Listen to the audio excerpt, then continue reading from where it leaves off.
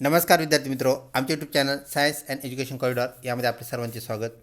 BEd CET 2024 ज्याची की आपण आतुरतेने वाट पाहत होतात ती लवकरच येऊन ठेपलेली आहे हे आपणास माहीत आहे. विद्यार्थी मित्रो, आपली BEd CET ही ऑनलाईन पद्धतीने होणार आहे. आपण जे कम्प्युटर सेंटरला आपली एक्झाम होईल, निर्धारित जे आपण परीक्षेच्या फॉर्ममध्ये दिलेले आहेत त्यापैकी एक सेंटर आपल्याला हॉल तिकीटमध्ये येणार आहे आणि ते सेंटर आल्यानंतर आपल्याला कॉम्प्युटर बेस्ड टेस्ट ज्याला आपण इंग्रजीमध्ये CBT असं म्हणत असतो. विद्यार्थी मित्रो, CBTची आपण तयारी करायची आहे. यामध्ये आपल्याला माऊस वापरून परीक्षा द्यायची असते. ही बाब आपण लक्षात घ्या. कॉम्प्युटर हाताळण्याच्या ज्या प्राथमिक विधी आहेत म्हणजेच कॉम्प्युटर प्रोसेसिंग आपल्याला आलं पाहिजे, चालवता आलं पाहिजे, हे आपल्या परीक्षेसाठी आवश्यक आहे. विद्यार्थी मित्रो, तितकंसं अवघड आपल्याला नाही आहे, कारण कॉम्प्युटर ऑलरेडी तिथं ओपन केलेलं असतं, परीक्षा सुरू केलेली असते. आपल्याला फक्त ऑपरेट करायचं असतं. तर ती ऑपरेटिंग कशी आहे हे आपण ह्या व्हिडिओमध्ये पाहणार आहोत. तत्पूर्वी आपण जर आमच्या चॅनलवरती अजूनही नवीन असाल तर कृपया चॅनलला सबस्क्राईब करा. तसेच मित्रपरिवारामध्ये व्हिडिओ शेअर करण्यास विसरू नका, जेणेकरून त्यांना कॉम्प्युटरची जर माहिती नसेल तर कशाप्रकारे परीक्षा हाताळली पाहिजे, दिली पाहिजे हे त्यांच्या लक्षात येऊन परीक्षेला त्यांना नक्कीच ह्याचं सहाय्य होईल, मदत होईल. तर चला पाहूया ऑनलाईन आपली जी परीक्षा आहे कशाप्रकारे आपण द्यायची आहे. विद्यार्थी मित्रो, आपल्यासमोर अशा प्रकारे कॉम्प्युटर स्क्रीन व माऊस ह्या दोनच बाबी तिथं असणार आहेत. लक्षात घ्या, तेथील आपल्या कॉम्प्युटरला कीबोर्ड नसतो. विद्यार्थी मित्रो, आपल्याला व्हर्च्युअल कीबोर्ड वापरावा लागतो. व्हर्च्युअल कीबोर्ड तिथे आपल्याला पाहायला मिळतो.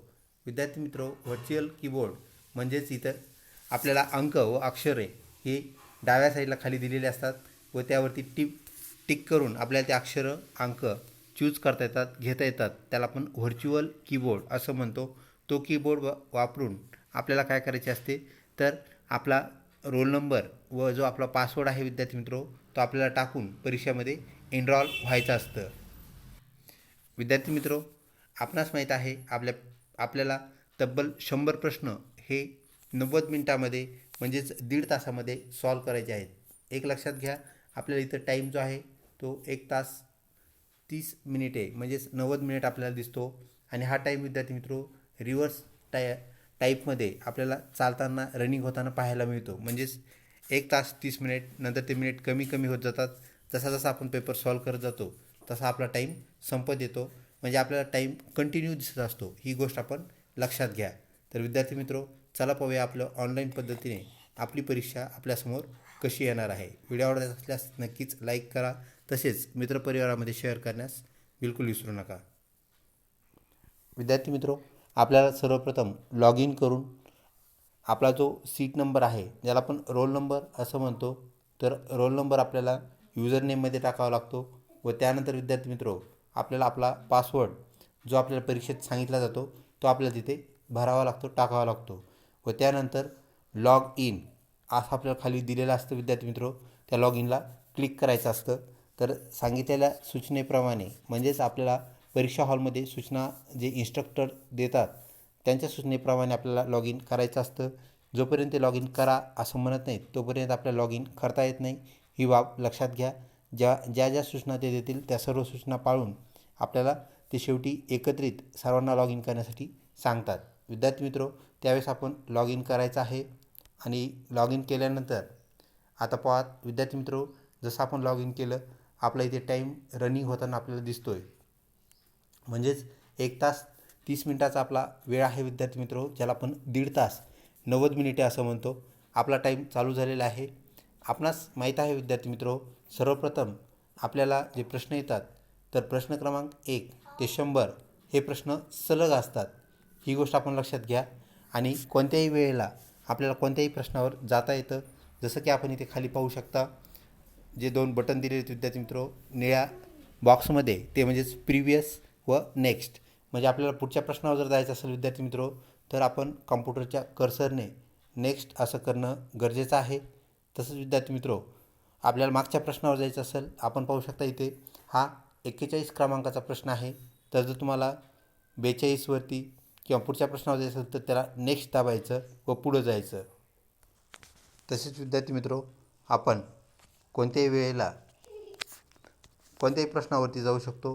म्हणजेच आपण इथे पाहू शकता आपल्याला एक चौकोन असतो विद्यार्थी मित्रो, आणि त्या चौकोनामध्ये सर्व प्रश्नांचे क्रमांक असतात. म्हणजे प्रश्न क्रमांक 1 ते प्रश्न क्रमांक 100 हे सर्व क्रमांक आपल्याला एका लाईनमध्ये तिथे पाहायला मिळतात, एक खालोखाल एक.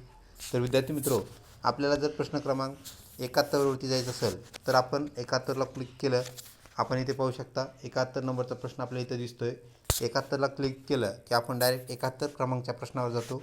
म्हणजेच आपण कोणताही 100 प्रश्नापैकी कोणत्याही प्रश्नावर आपल्याला जाता येतं, ही गोष्ट आपण लक्षात ठेवा. तसेच नेक्स्ट व प्रिव्हियस हे बटणं दाबून आपण लगतचा मागचा प्रश्न व समोरचा प्रश्न घेऊ शकतो. म्हणजेच 41 क्रमांकाचा जर आपला प्रश्न चालू असेल विद्यार्थी मित्रो, तर आपण प्रिव्हियस दाबलं की लगेच आपल्याला त्या मागचा प्रश्न पाहायला मिळेल. 42 चालू असेल तर आपल्याला लगेच 41चा प्रश्न पाहायला मिळेल. विद्यार्थी मित्रो, आपण पाहू शकता एकदा आपला टायमिंग आपण चालू केली, म्हणजेच एक्झाम चालू केल्यानंतर आपल्याला ती बंद करता येत नाही, हे लक्षात घ्या. तो टाईम चालूच राहतो. आता पाहूया आपण प्रश्न कशा प्रकारे आपल्याला सॉल्व करता येतील. विद्यार्थी मित्रो, आपण सुरुवातीपासून सांगितलेलं आहे की आपले जे प्रश्न असतात ते इंग्रजी व मराठी दोन्ही माध्यमातून एकत्रितपणे आपल्याला पाहायला मिळतात. विद्यार्थी मित्रो, तर आपण इथे पाहू शकता प्रश्न क्रमांक 41. आपणास माहीत आहे प्रश्न क्रमांक 41 हा जनरल नॉलेज या घटकातील प्रश्न आहे. तर विद्यार्थी मित्रो, तो प्रश्न आपल्याला लगेच ते इंग्रजीमध्ये पाहायला मिळतो. फ्रॉम हिअर अशोक चक्र ऑफ ट्रायकलर इज टेकन. लगेचलाच तुम्हाला खाली आपल्याला मराठीतून तो प्रश्न पाहायला मिळतो. भारतीय तिरंग्यामधील अशोक चक्र कोठून घेतले आहे. विद्यार्थी मित्रो, आपलं जे उत्तर आहे ते आपल्याला क्लिक करता येतं, तर ते बदलताही येतं. आपण पाहू शकता, आपण जर त्याला उत्तर गया असं जर आपण काय केलं, क्लिक केलं विद्यार्थी मित्रो, तर ते आपल्याला बदलताही येतं. विद्यार्थी मित्रो, डायरेक्ट आता आपण 71 प्रश्नावर येऊया. आपण 71ला क्लिक करून इथे आलेलो आहोत. आपण पाहू शकता 71वा प्रश्न जो आहे विद्यार्थी मित्रो, जो की शिक्षक अभ्यर्थी या घटकातील प्रश्न आहे. How should be a teacher. शिक्षक कसा असावा. एक, शार्प इन टाईम. मराठीत आपण पाहू शकता वेळ तत्पर असणारा. दुसरा, ॲडिक्ट म्हणजेच व्यसनी. तिसरं, ड्युटी ऑबिडियंट म्हणजेच कर्तव्यदक्ष. आणि चौथं, एन्थुजियास्टिक म्हणजेच उत्साही. विद्यार्थी मित्रो, शिक्षक हा ड्युटी ओबिडियंट ऑप्शन 3 म्हणजेच कर्तव्यदक्ष असावा. विद्यार्थी मित्रो, कर्तव्यदक्षाला आपण क्लिक केलं आहे. त्यानंतर विद्यार्थी मित्र आपण पाहू शकता इथे वरच्या साईडला आपण जे प्रश्न सॉल्व करत आहोत, एकूण आपण 5 प्रश्न घेतले विद्यार्थी मित्र इथे सॉल्व करायला. त्यापैकी 5वा प्रश्न 2 प्रश्न झाल्याचे आपल्याला इथे पाहायला मिळते. म्हणजेच आपण कोणत्याही टायमाला चेक करू शकतो की आपण किती प्रश्न सॉल्व केले आहेत. इथं आपण पाहू शकता आपण 2 प्रश्न सॉल्व केलेत आणि 3 प्रश्न आपल्याला काय आहेत, बाकी आहेत. तर विद्यार्थी मित्रो, आपल्याला ॲट ए टाईम कधीही हे चेक करता येतं. त्यानंतर विद्यार्थी मित्रो, पुढचा प्रश्न आपण पाहूया.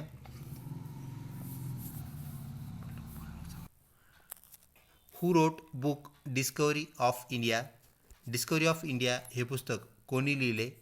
विद्यार्थी मित्रो, option first doctor B.R. Ambedkar. Option second Pandit Nehru. Third Mahatma Gandhi. Fourth Sardar Vallabhbhai Patel. विद्यार्थी मित्रो, ऑप्शन 2 जे आहे पंडित नेहरू हे आपलं करेक्ट उत्तर आहे. त्याला आपण क्लिक करून पुढच्या प्रश्नासाठी नेक्स्ट हे क्लिक केलं आहे. विद्यार्थी मित्रो, नेक्स्ट क्लिक केल्यानंतर आपण पाहू शकता पुढचा प्रश्न आपल्याकडे आलेला आहे, जो की human should be dash dash for life. मानव हा जीवनभरासाठी डॅश डॅश असतो. तर विद्यार्थी मित्रो, प्रश्न इंग्लिशमधून सुद्धा आहे, मराठीमधून सुद्धा आहे. आपल्याला एखाद्या वेळेस इंग्रजीमधला प्रश्न समजला नाही तर आपण मराठी भाषा वापरू शकता, किंवा मराठीमधला प्रश्न समजला नाही तर इंग्रजी भाषेतील आलेला जो प्रश्न आहे त्यातून आपल्याला उत्तर शोधता येतं, काढता येतं. विद्यार्थी मित्रो, आता माणूस हा जीवनभर काय राहायला पाहिजे. ऑप्शन 1 तो अभिनेता राहायला पाहिजे. 2 तो शिक्षक राहायला पाहिजे. 3 तो विद्यार्थी राहायला पाहिजे. आणि 4 तो औषध निर्माता राहायला पाहिजे. विद्यार्थी मित्रो, ऑप्शन 3 स्टुडंट हे आपलं करेक्ट उत्तर असल्याचं आपल्याला पाहायला मिळतं. तर आपण विद्यार्थी मित्रो ऑप्शन 3ला क्लिक करूया आणि नेक्स्ट असं क्लिक करूया. विद्यार्थी मित्रो, नेक्स्ट क्लिक केल्यानंतर आपल्याला एक ऑप्शन इथं आलेला पाहायला मिळतो. तर सर्व प्रश्न जे आहेत आपण अटेम्प्ट केलेले जे प्रश्न आहेत विद्यार्थी मित्रो, इथं 4 आहेत. एकूण प्रश्न 5 होते. म्हणजेच आपल्याला अजून इथं एक वॉर्निंग आलेली आहे की आपल्याला सबमिट करायचं का नाही. जर चुकून आपल्याकडून असं होऊ देऊ नका. परंतु चुकून जर असं झालं तर डू यू वॉन्ट सबमिट असा आपल्याला ऑप्शन तिथं आलेला पाहायला मिळतो. तर आपण खालच्या साईडला डावीकडे पाहू शकता कॅन्सल असतं. तर कॅन्सलला आपण काय करायचं आहे, क्लिक करायचं आहे. म्हणजे आपली परीक्षा सबमिट होणार नाही. तसेच विद्यार्थी मित्रो, कोणत्याही वेळेला जर आपल्याला वाटलं की पेपर सबमिट करावा तर आपण अशा प्रकारचे चिन्ह तिथं क्लिक करू शकता. ते चिन्ह क्लिक करताच सबमिटचा ऑप्शन आपल्याला आलेला पाहायला मिळेल आणि पेपर आपला खरंच झाला असेल तर आपल्याला सबमिट करायला काही हरकत नाही. तसेच विद्यार्थी मित्रो, आपण जर पेपर वेळेत सबमिट करू शकलो नाही तर कुठल्याही प्रकारे घाबरायचं काम नाही आहे. जर आपला पूर्ण पेपरचा वेळ संपला तर विद्यार्थी मित्रो पेपर आपोआप सबमिट होतो. ही गोष्ट आपण लक्षात ठेवावी.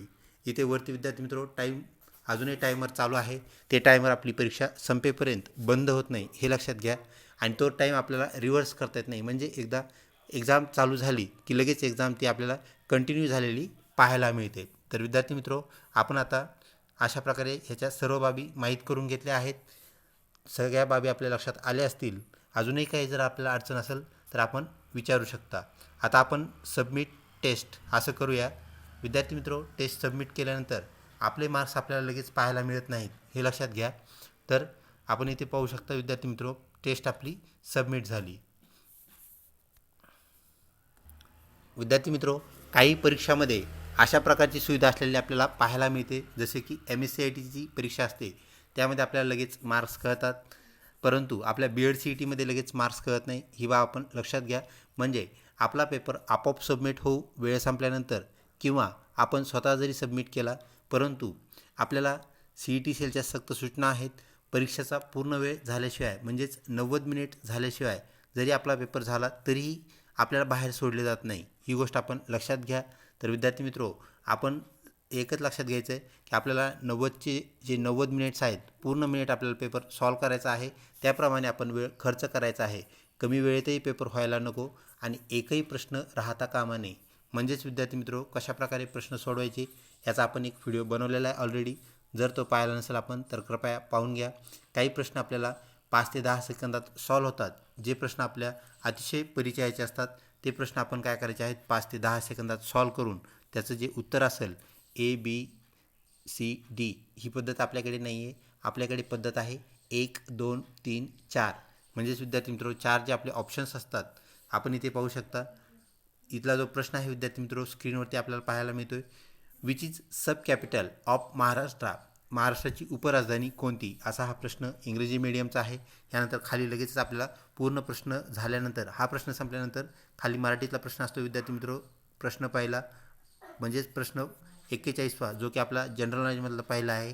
तर विद्यार्थी मित्रो तो मराठीतून आपल्याला तिथे असेल, महाराष्ट्राची उपराजधानी कोणती, आणि सर्व आपले जे 4 ऑप्शन्स आहेत ते आपल्याला 1 2 3 आणि 4 ते आपल्याला कंटिन्यू असे प्रकारचे पाहायला मिळतील. मुंबई, नागपूर, पुणे आणि नाशिक. विद्यार्थी मित्रो, आता आपल्याला काय करायचं आहे तर आपलं जर उत्तर नागपूर असेल जे की महाराष्ट्राची उपराजधानी नागपूर असं आहे तर आपल्याला ह्या नागपूरला क्लिक करायचं आहे. विद्यार्थी मित्रो, अशा प्रकारे तिथं गोल असतं.